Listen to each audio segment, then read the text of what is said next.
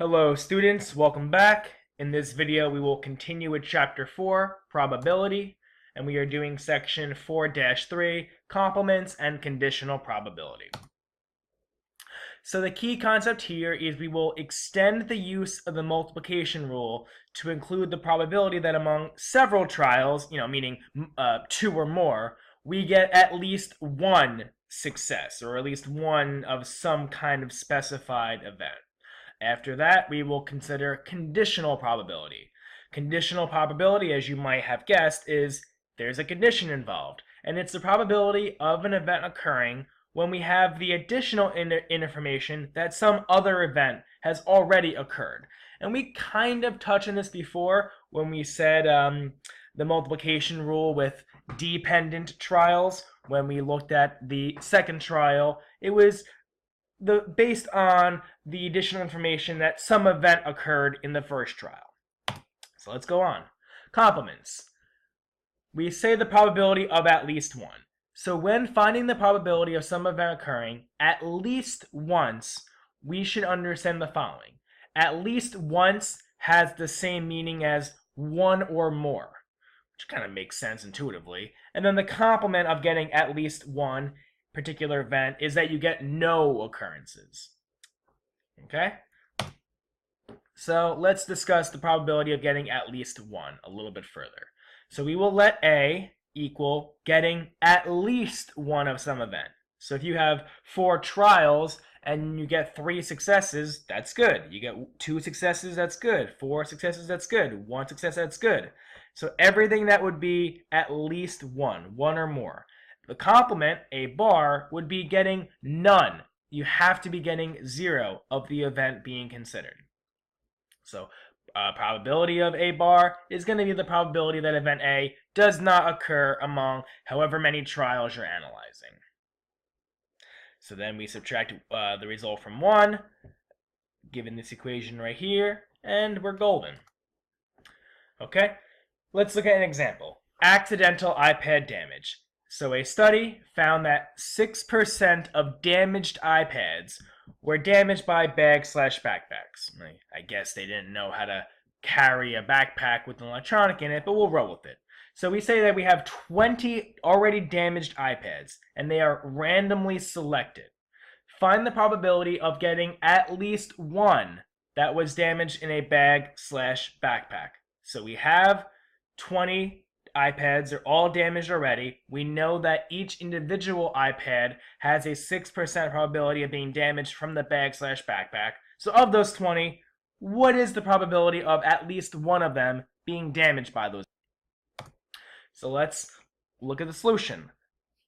We're going to let A equal at least one of the 20 damaged iPads was damaged in a bag/backpack. So then what would the complement of that be? Well, it would be the opposite, not getting at least one iPad damage in a bag/backpack. So that would be all 20 iPads that are damaged in a way other than a bag/backpack. 0 of the 20 are damaged by their bag/backpack. So we have to find the probability of the complement by evaluating the probability of A bar. Again, probability of A bar is the probability that all 20 iPads damaged in a way other than the bag/backpack. So there's a if there's a 6% probability of a damaged iPad being by a bag/backpack, there's a 94% chance or probability or proportion that it was damaged in a way other than that. So we know from the multiplication rule from last section that we have 20 trials, and because these are independent of one another, we can just do 0.94 times 0.94 times 0.94, and we'll do that 20 times. Or you can just realize, hey, I can just do 0.94 raised to the 20th power. And when we do 0.94 raised to the 20th power, we get the complement of A, the probability of A complement is going to be 0.290. So if we want to know the probability of getting at least one, it's going to be 1 minus that. And it's going to be 1 minus the probability of the complement of A equals the probability of getting at least one damaged by bag/backpack is going to be 0.710. 0. So pretty decent probability. So for a group of 20 damaged iPads, there is a 0.710 probability of getting at least one iPad damaged in a bag/backpack. This probability is not very high. So, I mean, this is kind of an arbitrary definition. I'm not going to really hound you on something like this. So they're saying if you want to be reasonably sure you'll get at least one iPad damaged from a bag/backpack, you need more than 20. Now, one thing I want to talk about a little bit further, because you might say to me, okay, why do I have to do 0.94 to the 20th power? Why can't I do 0.06 to the 20th power? And then just solve it that way. And it has to do with because we are dealing with 20 trials. We're dealing with 20 iPads. So when we say one or more, if we're looking at P of A, not P of A complement, well, think about all the possible outcomes that you can have. You can have one damaged iPad in the first one. You can have a damaged iPad in the 5th trial. You can have 2 damaged iPads in bags/backpacks, 3 damaged iPads in bags and backpacks. So you would actually have to do it that many trials for all those different possible outcomes. Since you're only really analyzing it one outcome at a time if you do it from the other way. However, if we analyze it from the perspective of the probability of A complement, well, there's only one possible way that this event occurs after 20 trials, and that's if none of the iPads that are damaged come from the bag/backpack. Does that make sense? So if it's easier to just do it this way, since the only way for them all to not be damaged that way is by just taking that 0.94 probability. If we look at the 0.06 probability, well, you can have a success if it's damaged in the first trial from the bag, if there's 2 of them damaged by the bag, and so on. So you're going to be creating yourself an extremely exorbitant amount of extra work. So it's easier to look at the complement when we do it this way. Okay, so that is it for that. And now we will go on to conditional probability. And I actually think conditional probability is easier. When I taught this in the high school level, my Algebra 1 kids got a pretty good grasp of it. So I think that we should be able to have a good grasp of this. So a conditional probability of an event is a probability obtained with the additional information that some other event has already occurred.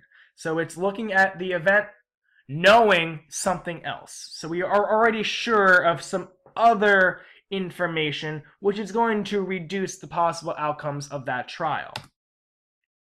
Here's the notation right here, similar to what we did when we did dependent trials and the multiplication rule in the previous section. So this denotes the conditional probability of event B occurring given event A has already occurred. So how do we get our answer? Well, we use this formula right here. So the probability of PB of A can be found by dividing the probability of events A and B, both occurring, by the probability of event A. So the conditional probability right here is equal to the probability of event A and B both occurring, divided by the probability of just A occurring. So let's look at an example. What is the well, first off, let me explain. We right here have what's called a two-way frequency table. So the people here have several different devices. They have iPads, iPods, and iPhones, and then they want to know what computers they have. So this person right here is telling me that I have 5 individuals who are Mac users and iPad users. We have 2 individuals who are PC users and iPad users. 5 plus 2 is 7. So over here in this column, it's just the totals. 10 people are iPhone and PC people. 3 are, Mac and iPhone, and so on. So this is just a two-way frequency table. There's 6 cells of information, and then the rest of them are just the totals. The 30 being how many total individuals are being interviewed for this. Okay, so now we want to know conditional probabilities. So let me even not get to this problem yet. Let me give you another question. If I asked you, okay, if a person is randomly selected, what is the probability that they are a Mac user? Okay, so we'll look at how many Mac users there are. There's 5 plus 6 plus 3. Okay, there's 14 Mac users. So it's 14 out of 30. If I asked you the probability of it being an iPad user, you would tell me, 4 and 6 is 10. 10 out of 30. Okay, what is the probability that the person randomly selected is a PC computer and an iPad user? Okay, only 2 people fit that. So it's 2 out of 30. So on and so forth.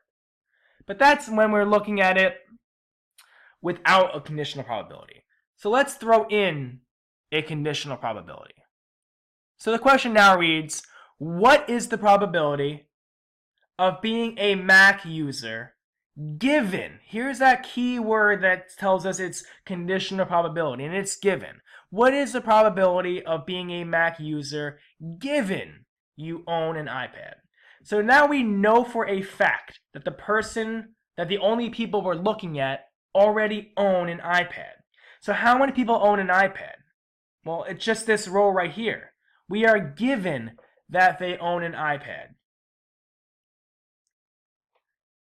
So we have our probability of Mac given iPad, and that's the probability of it being a Mac and an iPad user. Well, the probability of being a Mac and an iPad user is 5 out of 30.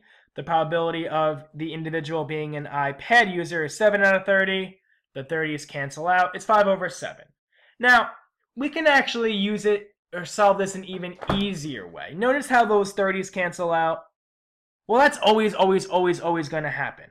So we can kind of skip that step. So let's solve it kind of being a little bit more intuitive. So let's start over. We want to know the probability of being a Mac user given you own an iPad. So now you know for a fact the individual has an iPad, which really means I'm only interested in this row right here. We know for a 100% certainty the person has an iPad. So then, given that we're only dealing with 7 individuals now, what is the probability that the person owns a Mac? Well, it's just going to be 5 over 7. Let's look at another example. Same two-way frequency table. What is the probability of being an iPad user given you own a Mac? Again, here's that word given. That given word tells you it's conditional. You could solve it using the over 30s, but we're going to go straight to the little cheat formula. So what is the probability of being an iPad user given you own a Mac? So since we are given that the individual owns a Mac, I'm really not interested in these PC people. I'm only interested in this column right here, since I know for a 100% certainty they own a Mac. So of these 14 people who own a Mac, 5 of them own an iPad, so the probability of being an iPad user given you own a Mac is going to be 5 out of 14. Okay, let's look at a more complicated example. Pre-employment drug screening.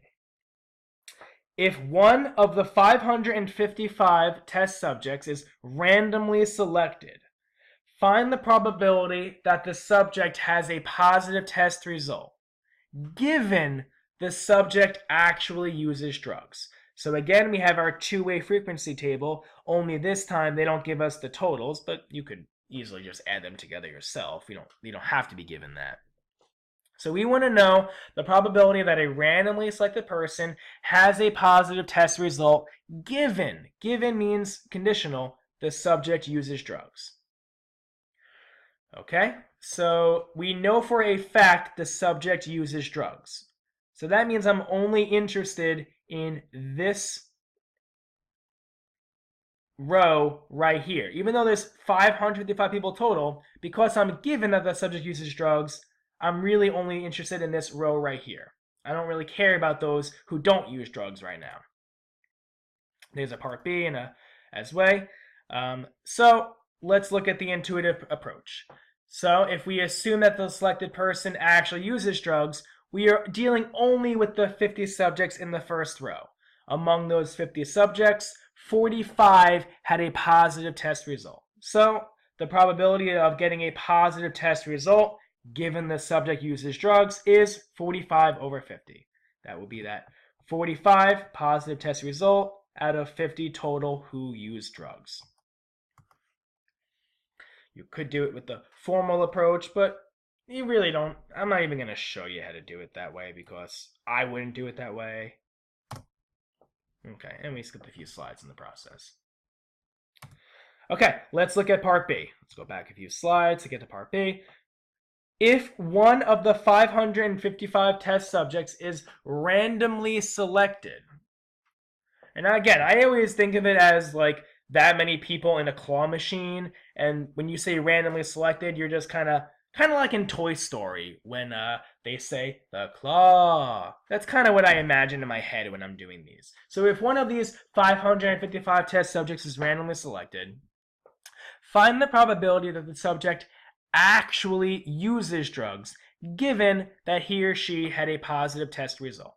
So again, if we're doing it with a little cheat formula, we don't actually need to analyze all 555 test subjects. Because, why? We are given that he or she had a positive test result. That means I'm only looking at this column right here. We're given that it's a positive test result. I don't care about the people who had a negative test result. So, since I'm only looking at this column right here, I wouldn't know that the probability the subject uses drugs given that. So, 45 plus 25 is going to be, come on my little Einsteins, 70. And then we have 45 over 70, which will give you 0.643%. So the first result, which is a positive test result given the subject uses drugs, is a 0.9 probability, or 90%. And the second result, a probability that the subject uses drugs given a positive test result, is 0.643. So one thing that we want to know is, look at the way we did this. Part A is positive test result given uses drugs. Part B was subject uses drugs given a positive test result. So we were interested in the same two conditions, the same things. But what's different? Well, the order is reversed. In part A, it was positive test result given uses drugs. Part B, uses drugs given positive test result. Now notice how they're not the same probability. So you can't just switch the order of these conditions right here and then have it be the same answer. They are not equal to each other. Let me explain that a little bit further. And we call this the confusion of the inverse. So in general terms, not talking about in the context of that example proves that the probability of B given A is not equal to the probability of A given B. I mean, there could be a few cases where they are, just by the nature of the context, but in generally they are not equal. So to incorrectly assume that the probability of B given A and the probability of A given B are equal is called the confusion of the inverse. Let's just look at a quick example to explain that further. So consider these events. We call event D, it is dark outside. We call event M, it is midnight. So let's look at this right here. So the probability that it is dark outside given it is midnight, that's 100%. It's always, always, always going to be dark outside when it is midnight. Now let's switch the D and the M order. So the probability that it is midnight given that it is dark, well, I mean, that's an almost 0% probability. I mean, it's a very, very, very rare chance that if it's dark outside, it is exactly midnight. So that just shows you that the probability of D given M does not equal the probability of M given D. They are not the same thing.